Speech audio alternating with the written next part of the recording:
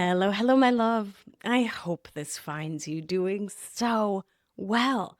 Welcome to another installment of the Tenderoni Hotline, where I answer your questions about somatics, the nervous system, emotional outsourcing, and so much more. If you want your question featured, send a little email to podcast@beatricealbina.com, and I'll be sure to add it to the list for an upcoming episode. Thanks for tuning in. Let's go. This question comes from Grace Vera via our YouTube channel. And this person writes, can you make a video about how to deal with a lifetime of suppressed anger? I want to channel it all out, but my body's current condition is weak and I can't hold it, but I can't keep it in anymore also. Can you please help? Okay, well, first, I want to say that when anger's been buried for years, or like decades, your body's been carrying that charge that whole time. So anger is heat, motion, life force. But if your body's currently weak or exhausted, burnt out, whatever it may be, it might not have the capacity to let that fire move all at once. And that just makes science. I actually don't think any of us really should be aiming to let it all out. We should be more thoughtful and careful with our minds, our bodies, our psyches, our nervous system. So think of it like thawing a frozen pipe. If you blast it with boiling water, it's going to burst. But if you warm it slowly, the ice melts and the flow returns safely. And this is how we should be working with particularly big emotions in the body. So I hear you that your body is saying, I want to let this out, but also please be gentle. And both truths get to exist at the same time because they support each other. So this is when we bring in the somatic experiencing tools of titration, which is a little bit at a time, and pendulation, which is going from a challenging thing to grounding thing and back to show your nervous system that you can be with what's hard and you can also be with what's easy, what's gentle, what's kind, what's soft, what's welcoming, what's supportive, and that both can sort of exist at once by going from one to the other and back and forth. So we do these processes instead of aiming for catharsis, which is that intense emotional discharge that people often chase when what they want is to get it all out. So the big sob, the hitting the pillow and screaming into a pillow, that moment that feels like everything finally breaks open. Now, I get it that it can feel really relieving in the short term because it moves stuck energy really fast, but it doesn't necessarily create regulation or integration. So without enough nervous system capacity underneath it, catharsis can flood the body and can leave you feeling wrung out or destabilized instead of soothed, right? Because your body can't integrate the new way of relating to the stressors, to whatever happened, to the anger itself, it just floods you and you're just awash with it or buzzy with it, maybe full of endorphins from having, hit the pillow or screamed into the night or whatever. But what does your body do with all that energy? It's just moved, right? Which is why it behooves us to really be more strategic and create more of, and I need to come up with a word that's not container because container feels so played out and just so useless. But I also really love the word because we need containment, right? So if you don't have containment in a container, it's just an explosion. Right? It's not really like a process. So that brings to mind two things. One, I'll say it here. I say it in Anchored all the time because we do breath work in Anchored. Catharsis is cute. Integration changes lives. Catharsis is cute. Integration changes our lives. If you just have the bing, bang, boom, 4-gram macro dose, scream into the thing, big experience, 3 cups of tea thing, and you don't bring it into the body in a way that you can integrate, it's not very useful. You're just chasing that high again, chasing the explosion instead of actually changing procedural memory, instead of actually having memory reconsolidation, which I'll do a whole podcast about because that's a really big thing of how we shift our experience and shift our stories. So catharsis is cute, integration is what changes your life. That's one. Two, speaking of catharsis, if what you're feeling is secondary to trauma, please get professional help, meaning a licensed, properly trained trauma therapist. I am a coach. I am a nurse practitioner at the end of the day. I'm a somatic experiencing practitioner. I'm a nurse.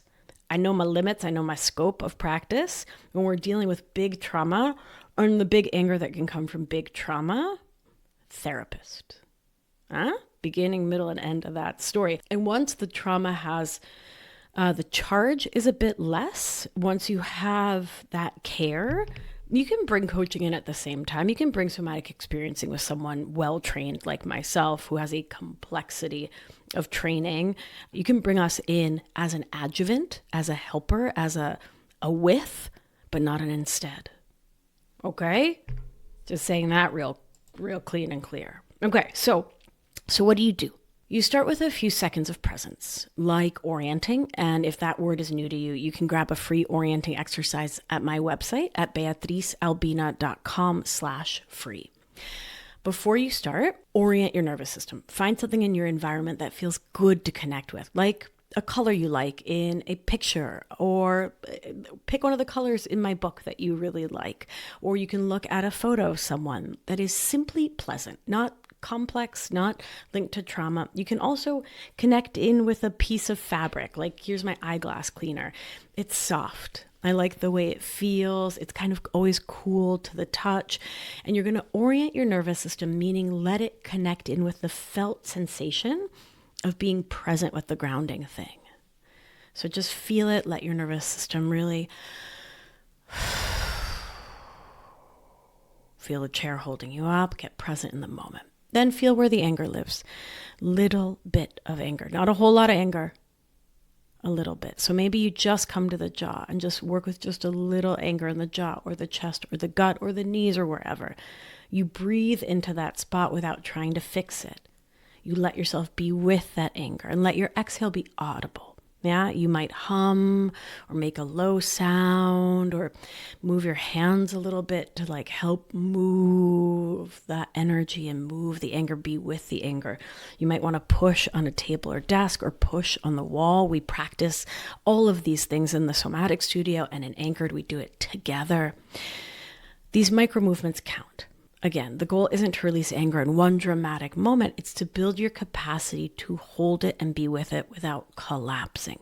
So as you strengthen that capacity by showing yourself, I can be with a little bit of anger. I can be with just a small amount now from this oriented state. Your body will start to let the charge complete itself. So you might just visit a corner of the anger and you'll find yourself shaking. You'll start crying, or you'll have that deep exhale that feels like your ribs are finally expanding again. Yeah, that is your nervous system saying like, okay, we can handle this now. We can handle this little bit of this anger and begin to move it out in a way that is supportive. After you feel those micro movements moving, pause, orient your nervous system. So come back to grounding and orienting to that thing that you connected with that felt neutral or nice, like your piece of fabric, or like a plant or a pet, or a bit of sunlight through the window. Please don't overcomplicate orienting. Make it super duper simple and let me guide you through it. beatricealbina.com/free, FREE. So do this practice. Do this once a day or once a week. Let the people you know, who you love and support you, know that you're doing these practices. Let your therapist know, let your coach know, right? Like, bring your people in.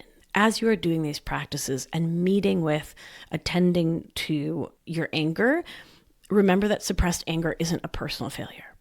Not at all. No, it's a survival strategy that kept you connected when connection felt unsafe. So as you reconnect with your body, do it like you'd approach a frightened animal, with slowness, with respect, and trust that it knows how to come back to life if you give it time and safety. I'll say it one more time in closing. Do not try to move all the anger out at once. That is how you overwhelm and flood yourself. Slow and steady, tender one. Slow and steady. There is absolutely no award given out for freaking your nervous system out. It's not an award I know of. So, no Olympics around here. Slow and steady, you got this. This question is from Juarez Mama. Do you have any tips on how to minimize emotional outsourcing at a demanding workplace? So let me start by defining terms. So emotional outsourcing is the habit of sourcing your sense of safety, belonging, and worth from other people, places, and things instead of from within yourself at a cost to self. And demanding workplaces make it so very easy to slip back into emotional outsourcing, which is my overarching umbrella term for our codependent, perfectionist, and people-pleasing habits.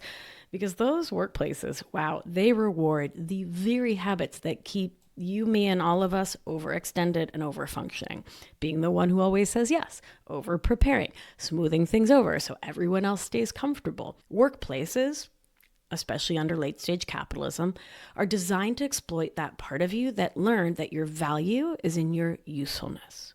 So the first step is to start noticing those little teeny tiny moments where your nervous system spikes into urgency. So I don't mean you work at the ER and someone's having a pneumothorax, but even then getting a thoracotomy tray doesn't need to be like panic because you're going to drop the tray, right? We move with carefulness and thoughtfulness, even when it is urgent and emergent. So I'm talking about that moment when like, your boss sighs, or when a colleague who is just like really warm with you, oh, okay, their tone shifts, or when someone praises you and your chest floods with relief. These are signs your body is trying to maintain connection by managing other people's emotions instead of trying to like not care, which doesn't work because you are a mammal. You are wired for survival. Come on now. Start by grounding back into your own body. So press your feet into the floor. Feel your breath low and slow. Remind yourself, I can be safe even when someone's displeased. And by the way, your body's going to probably somewhere between 0 and 0.00% believe you. I can be safe even when someone's displeased. Come on now. But we got to start somewhere, right? And so you might need a bridge to that thought. I believe it can be possible for me to believe that I can be safe enough even when someone's displeased. Do you see the difference there? So if that first thought, your body's like, you know what, F off right there. Don't try to lie to yourself. That's not what we do around here. Instead, make a bridge that you can believe for now, come back to it and start bridging closer and closer to believing what is real, which is that you can be safe enough even when someone's displeased. Right? Because that can be true, that you can feel emotionally safe, grounded in yourself, present, oriented. Someone else's urgency doesn't have to be your emergency, right? And working towards believing this is how you interrupt the reflex of outsourcing, right? Because it is a mental and body-based reflex. And then you can get curious about your eternal economy of worth, right? The invisible ledger where you're constantly calculating if you're enough. That we all do in emotional outsourcing. So when you notice yourself working late to prove you're good enough or volunteering to fix what isn't yours to fix, I want to invite you to pause and to ask yourself, whose approval am I chasing right now? Whose approval, right? What am I trying to prove to the people around me, to myself, to my younger self, to my parents or my caregivers who maybe didn't believe in me? Right? Whose approval am I chasing right now? And it's really useful to pause and to ask that when we're in that habit of overfunctioning. So the antidote isn't less effort. It's effort that's fueled by self-trust instead of fear. You don't have to become indifferent. Come on now. You just practice staying anchored in your own center while the storm of expectation swirls around you. Because from your own center, you know what you're capable of, what you want to offer, and what you want to expect from you, and what limits and boundaries need set in the setting. Over time, that's what nervous system regulation looks like in real life. You start to care without caretaking, help without hustling for love, and belong to yourself, even in a room that attempts to demand that you disappear, that you are no longer present, that you are putting work over having the life that you actually want to have. This is long haul work. This rearranging and reconditioning our relationship to work demands. It is not easy work. None of this is, but it really demands that we recenter ourselves and put our worth back into our own self and not into what others think of us. And there comes a point at which we need to look at the scales of like, yes, I have this job, but maybe it's leaving me burnt out and half dead and sick all the time and exhausted. Like, what is the cost? Because I can already hear the pushback of like, yeah, but if I don't meet their expectations, they'll fire me. And I want to invite you to get curious. Like, a job that pushes and pushes and pushes and pushes you maybe is putting a certain amount of money into your bank account each week or biweekly or whatever, but what is it costing you emotionally, physically, health-wise, energetically, in time with yourself, time with the people you love? Like, what is the lifestyle that you're pushing and funding with the job that makes you all this money? Like, are you over consuming?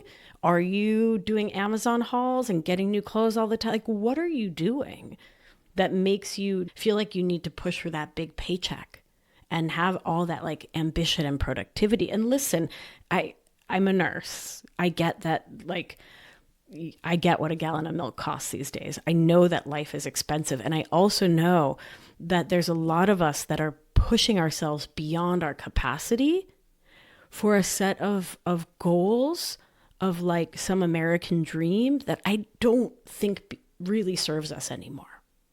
So in answering this question, I posed a lot more questions because I think it's high time that we all get really curious about whether we're working to live or living to work. And a lot of us are living to work. And I think we just need to be conscious of that, thoughtful of that, and like get real with it. Like, is that how you want to live? And if it is, then that probably comes with a job that is very demanding and insists that you emotionally outsource to get into the C-suite and stay there. And maybe that works for you. And maybe that's what you want. And maybe that's great, but maybe you don't. So I'll invite you to just get curious. And at the end of the day, ground and orient and center yourself, in your own heart, and get real about what it is that you want and need in life. Thank you so much for listening into this episode. If you're loving what you're hearing, I'd be grateful if you could share the show on socials. Don't forget to tag me, leave a rating and review on Apple Podcasts or wherever you get your shows. Your support means the absolute world to me, and I want to get this show into as many ears as possible, and your ratings and reviews help make that magic happen. We don't have sponsors here on Feminist Wellness. We just have community support. So thank you for being part of the movement. Let's do what we do. Gentle hand on your heart should you feel so moved. And remember, you are safe. You are held. You are loved. And when one of us heals, we help heal the world. Be well, my beauty. Mwah! I'll talk to you soon. Ciao, ciao.